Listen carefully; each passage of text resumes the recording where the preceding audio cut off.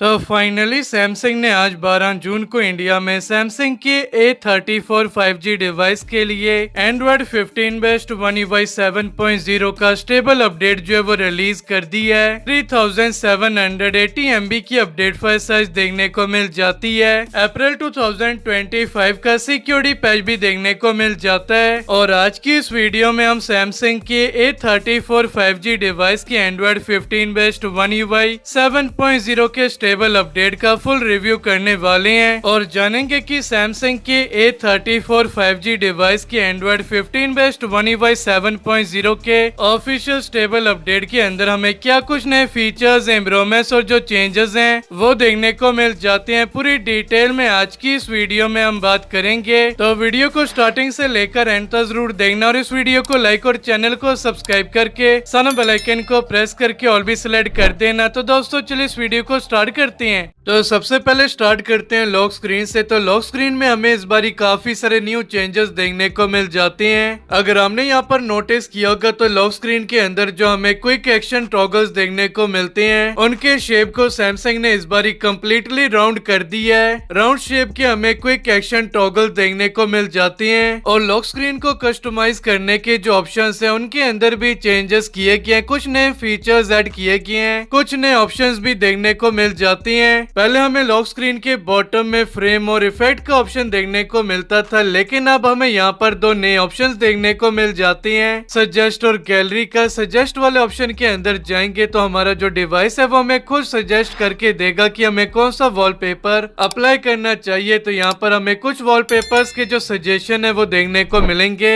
Wallpaper का जो design है वो भी हमें अलग अलग देखने को मिलेगा। क्लॉक भी हमें हर एक वॉलपेपर पे अलग देखने को मिलेगी और वॉलपेपर के जो कलर्स हैं वो भी हमें अलग अलग देखने को मिलेंगे। तो हम अपने अकॉर्डिंग यहाँ पर से कोई भी वॉलपेपर जो है वो अप्लाई करके रख सकते हैं। इसके अलावा गैलरी वाले ऑप्शन के ऊपर क्लिक करके हम डायरेक्ट गैलरी से कोई भी वॉलपेपर जो है वो अप्लाई करके रख सकते हैं। और फ्रेम वाले ऑप्शन के अंदर जाएं तो फ्रेम वाले ऑप्शन के अंदर हमें दो नए फ्रेम्स देखने को मिल जाते हैं, स्टार और हार्ट का। तो ये न्यू One UI 7 के न्यू फ्रेम हमें लॉक स्क्रीन के अंदर देखने को मिल जाते हैं। और इसके अलावा इफेक्ट वाले ऑप्शन के अंदर भी कुछ नए इफेक्ट जो है वो ऐड किए गए हैं। और क्लॉक के ऊपर क्लिक करें तो अब यहाँ पर हमें न्यू इंटरफेस देखने को मिल जाता है क्लॉक को कस्टमाइज करने का। यहाँ पर हमें सबसे पहला ऑप्शन फॉन्ट्स एंड कलर्स का देखने को मिल जाता है। यहाँ पर हमें वही ओल्ड क्लॉक स्टाइल जो है वो देखने को मिल जाती है और यहाँ पे क्लॉक के कलर को चेंज करने का ऑप्शन जो है वो भी देखने को मिल जाता है। और यहाँ पर जो हमें फर्स्ट क्लॉक स्टाइल देखने को मिलती है उसी की थिकनेस को हम कम ज्यादा कर सकते हैं। और स्टाइल वाले ऑप्शन के अंदर जाएं तो यहाँ पर हमें कुछ और क्लॉक फेसेस जो है वो देखने को मिल जाती हैं। और सबसे आखिर में हमें दो नए क्लॉक फेसेस जो है वो देखने को मिल जाती हैं जो देखने में काफी ज्यादा अच्छी लगती है। तो इनमें से मैं एक क्लॉक फेस को अपने डिवाइस के ऊपर अप्लाई करके दिखा देता हूँ। तो ये वाली क्लॉक स्टाइल मैंने अपने डिवाइस के ऊपर अप्लाई कर दी और यहाँ पर आपको क्लॉक स्टाइल के नीचे शो वेदर इंफॉर्मेशन का ऑप्शन देखने को मिल जाता है। इसे आप इनेबल भी कर सकते हैं। शो डेट अबाउट क्लॉक का ऑप्शन भी देखने को मिल जाता है, इसे भी आप इनेबल कर सकते हैं। इसे इनेबल करने से डेट जो है वो आपकी क्लॉक के ऊपर शो होगी। और बात करें क्लॉक की तो क्लॉक को इस बार आप पहले के कंपैरिजन में साइज में और भी ज्यादा बड़ा कर सकते हैं, जो यहाँ पर आप देख सकते हैं। क्लॉक के अलावा अब हम एड विजेट्स वाले सेक्शन के अंदर जाते हैं। पहले हमें कुछ ही एप्लीकेशंस के विजेट्स का सपोर्ट लॉक स्क्रीन के ऊपर देखने को मिलता था, लेकिन अब हमें काफी सारी एप्लीकेशंस के विजेट्स का सपोर्ट लॉक स्क्रीन के ऊपर देखने को मिल जाता है। और यहाँ से मैं कुछ विजेट्स अपनी लॉक स्क्रीन के ऊपर अप्लाई करके भी दिखा देता हूँ।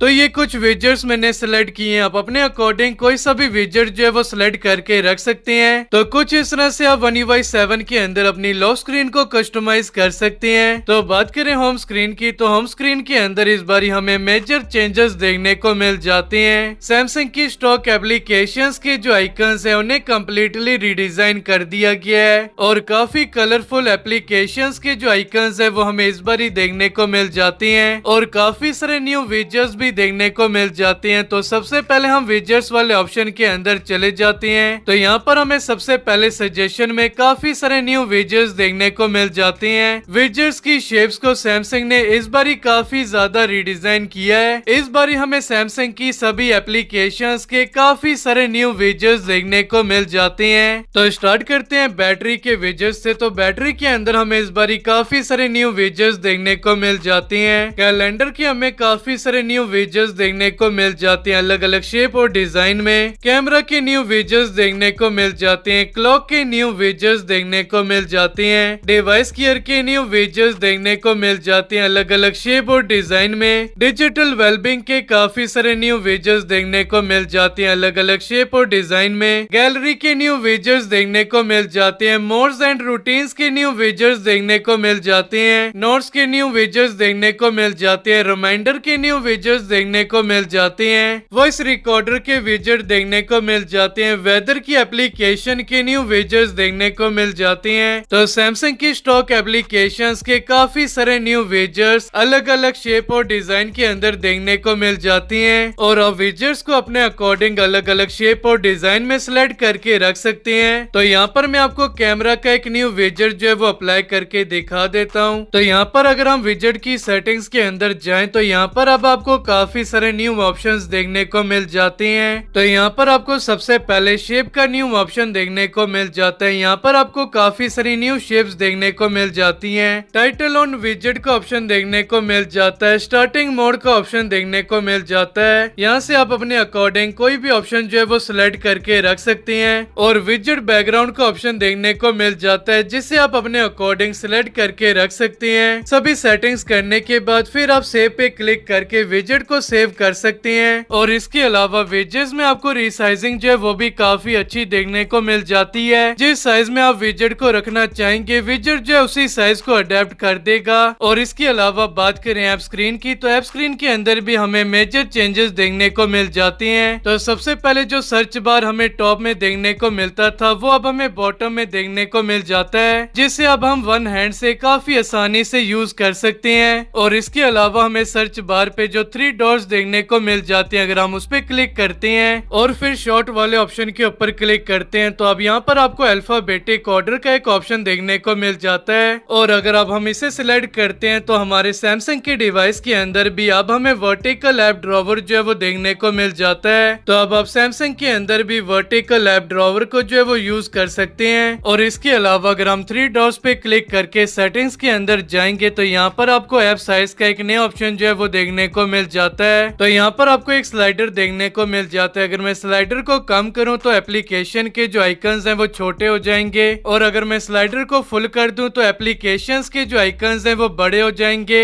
और इसके अलावा आपको यहाँ पर ऐप लेबल्स और विजेट्स लेबल का ऑप्शन जो है वो भी देखने को मिल जाता है। और अगर मैं अब इन दोनों ऑप्शंस को ऑन कर दूं तो आप विजेट्स के नीचे विजेट्स का जो नाम है वो शो होगा और एप्लीकेशंस के नीचे एप्लीकेशन का जो नाम है वो शो होगा। जैसे कि ये वेदर विजेट है तो इसके नीचे वेदर लिखा है। जैसे कि ये गूगल का विजेट है तो इसके नीचे गूगल लिखा है। और जैसे ये गैलरी की एप्लीकेशन है तो इसके नीचे गैलरी लिखा है। तो इस ऑप्शन को आप चाहें तो इनेबल कर सकते हैं और चाहें तो डिसेबल करके रख सकते हैं। और इसके अलावा आप यहाँ से होम स्क्रीन के लेआउट को चेंज कर सकते हैं। होम स्क्रीन के ग्रिड को चेंज कर सकते हैं। ऐप स्क्रीन के ग्रिड को चेंज कर सकते हैं। फोल्डर के ग्रिड को चेंज कर सकते हैं और भी काफी सारी सेटिंग्स आप यहाँ से कर सकते हैं। इसके अलावा अगर आपने होम स्क्रीन पे कोई फोल्डर रखा है तो अब आप फोल्डर के साइज को इंक्रीज भी कर सकते हो। सिंपली आपने फोल्डर के ऊपर प्रेस एंड होल्ड करके रखना है और एनलार्ज वाले ऑप्शन के ऊपर क्लिक कर देना है और आपका जो फोल्डर है उसका जो साइज है वो इंक्रीज हो जाएगा।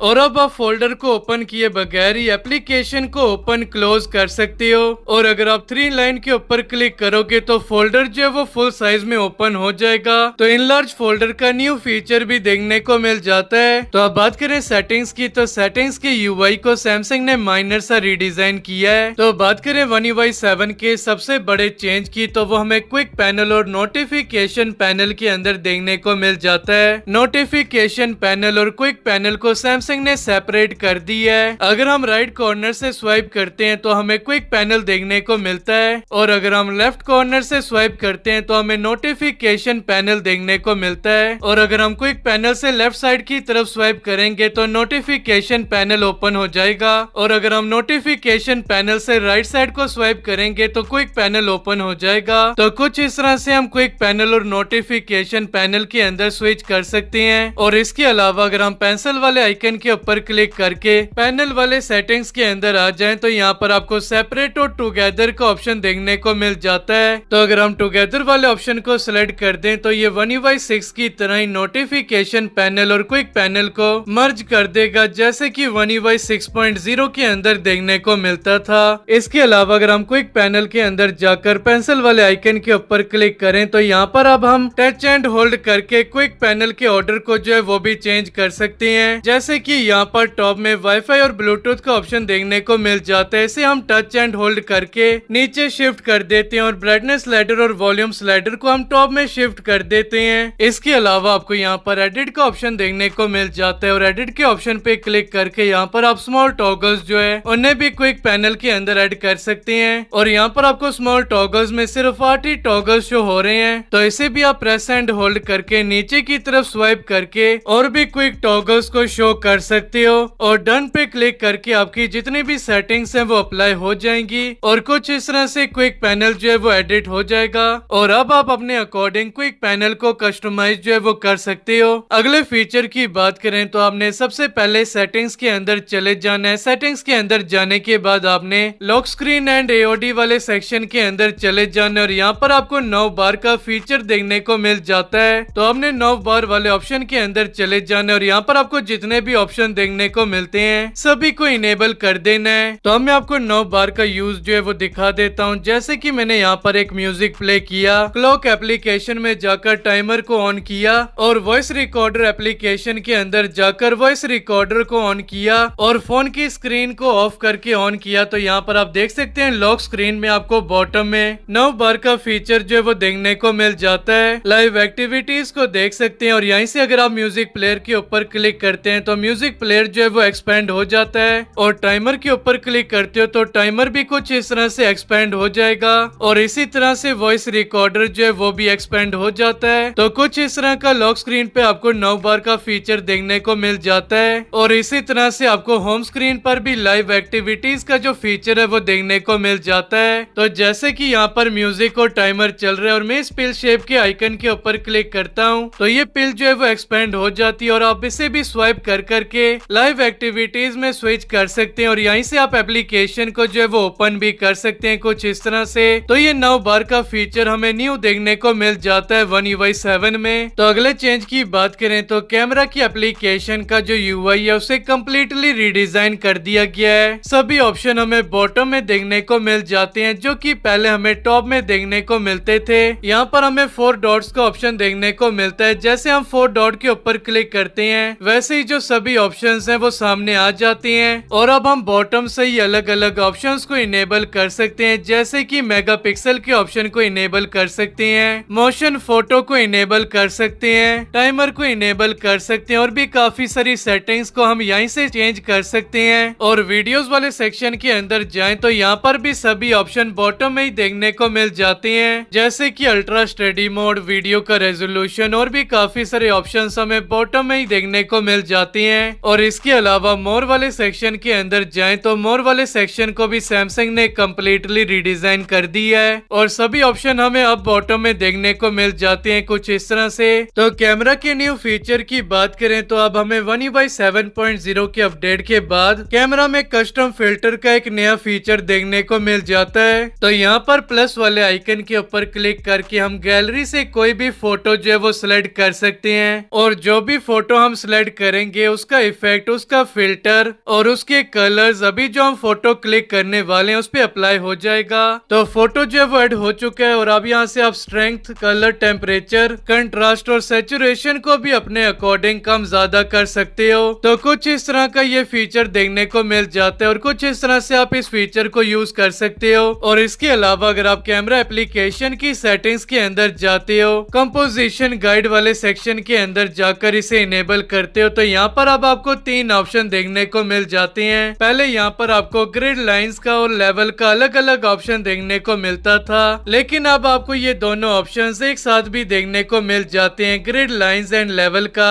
इसे हमने सिलेक्ट कर देना है। तो यहाँ पर आप देख सकते हैं फोटो क्लिक करते समय आपको ग्रिड लाइन और लेवल को देखने को मिल जाता है। तो इस फीचर की मदद से अब आप एक परफेक्ट वीडियो और फोटो जो है वो क्लिक कर पाएंगे। और इसके अलावा आपको राइट टॉप कॉर्नर में वाटरमार्क को इनेबल और डिसेबल करने का जो ऑप्शन है वो भी देखने को मिल जाता है। इसके अलावा बात करें सैमसंग की फोन एप्लीकेशन की, तो फोन एप्लीकेशन के यूआई के अंदर भी माइनर से चेंजेस किए हैं, जैसे कि कीपैड, रिसेंट्स और कॉन्टेक्ट्स के ऑप्शन के ऊपर अब हमें आइकन जो है वो देखने को मिल जाते हैं, जो कि One UI 6 के अंदर देखने को नहीं मिलते थे। इसी तरह से सैमसंग की गैलरी की एप्लीकेशन के अंदर भी हमें पिक्चर्स, एल्बम्स और स्टोरी के ऊपर भी अब हमें आइकन्स जो है वो देखने को मिल जाते हैं। इसके अलावा कैलेंडर की एप्लीकेशन की यूआई के अंदर भी माइनर से चेंजेस किए गए हैं। इसके अलावा बात करें क्लॉक एप्लीकेशन की, तो क्लॉक एप्लीकेशन के यूआई के अंदर भी चेंजेस किए गए हैं। Alarm, world clock, stop watch और टाइमर के ऊपर भी हमें आइकन्स जो है वो देखने को मिल जाते हैं। इसके अलावा हमें क्लॉक एप्लीकेशन के अंदर कुछ नए फीचर्स भी देखने को मिल जाते हैं। 3 लाइन के ऊपर क्लिक करके सेटिंग्स में चले जाने और फिर वॉल्यूम वाले सेक्शन के अंदर आ जाना है। अब आप इसे इनेबल करके सेम वॉल्यूम सेट कर सकते हो सभी अलार्म के लिए। और अगर आप चाहते हैं कि आपको हर एक अलार्म पे अलग वॉल्यूम देखने को मिले तो वो भी अब आप यहाँ से कर सकते हो। इसके अलावा आपको अलार्म ग्रुप का भी एक नया फीचर देखने को मिल जाता है क्लॉक की एप्लीकेशन में, जिसे आप अपने अकॉर्डिंग यूज कर सकते हैं।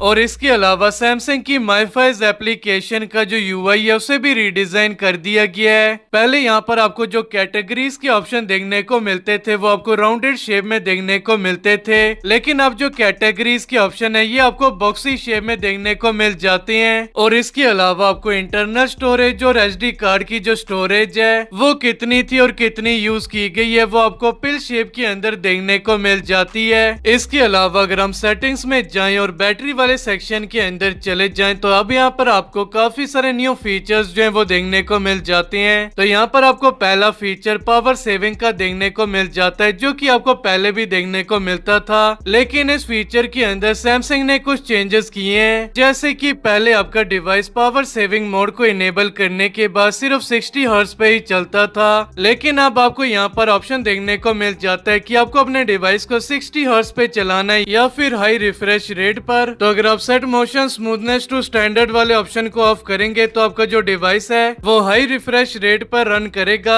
तो ये नया फीचर हमें देखने को मिल जाता है। तो इसके अलावा अगर आप बैटरी प्रोटेक्शन वाले ऑप्शन को ऑन करोगे तो इसके अंदर भी जो चेंजेस हैं वो किए गए हैं। तो पहले अगर आपने मैक्सिमम वाला ऑप्शन सिलेक्ट करके रखा होगा तो यहाँ पर आपको सिर्फ 80 तक का ही ऑप्शन जो है वो देखने को मिलता था। अब आप 95 तक अपनी बैटरी को जो है वो लिमिट करके रख सकते हो, यानी कि आपका जो डिवाइस है अगर हमने 95% सिलेक्ट करके रखा है तो आपका जो डिवाइस है वो 95% तक ही चार्ज होगा और फिर चार्जिंग जो है वो स्टॉप हो जाएगी। तो अब आप यहाँ पर अपने अकॉर्डिंग 80, 85, 90 और 95% तक जो बैटरी को लिमिट है वो कर सकते हैं। और इसके अलावा आपको बैटरी वाले सेक्शन के अंदर ऑटो डिम स्क्रीन का ऑप्शन भी देखने को मिल जाता है। तो ये फीचर पहले देखने को नहीं मिलता था, लेकिन अब हमें जो One UI 7 के अपडेट के साथ ये फीचर जो है वो देखने को मिल जाता है। ये फीचर ऑन होगा, अगर आप इसे ऑफ करोगे तो आपका जो डिवाइस है वो 5% बैटरी होने के बाद भी जो स्क्रीन को जो है वो डिम नहीं करेगा।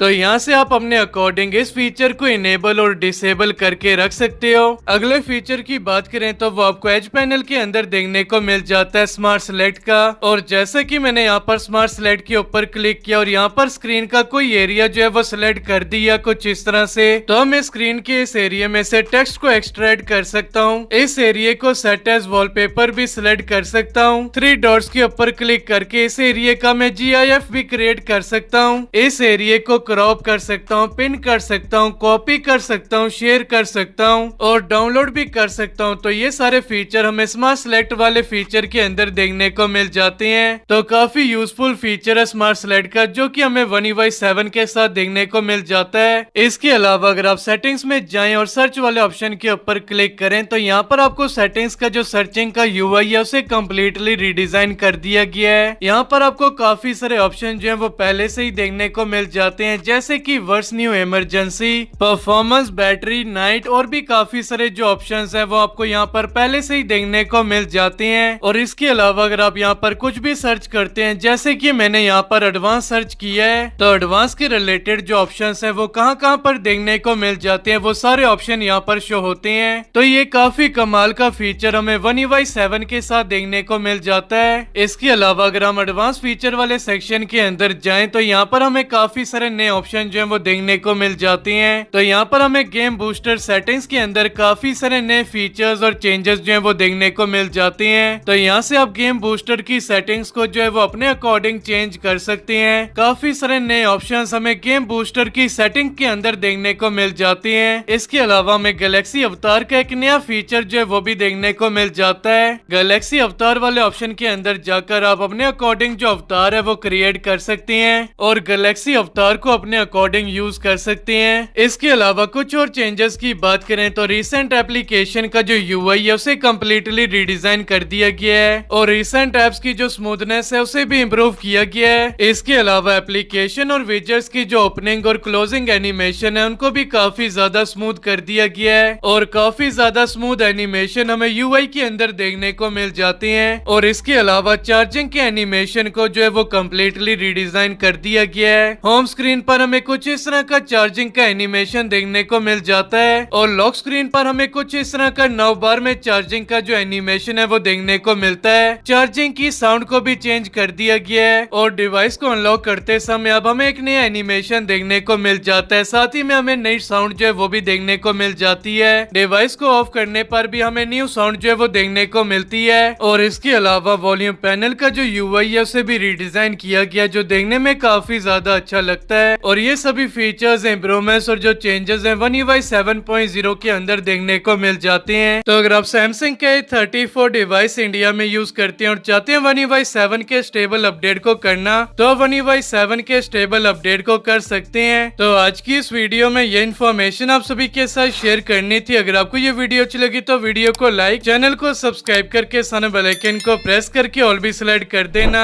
तो दोस्तों तब तक के लिए गुड बाय, मिलते हैं नेक्स्ट वीडियो में।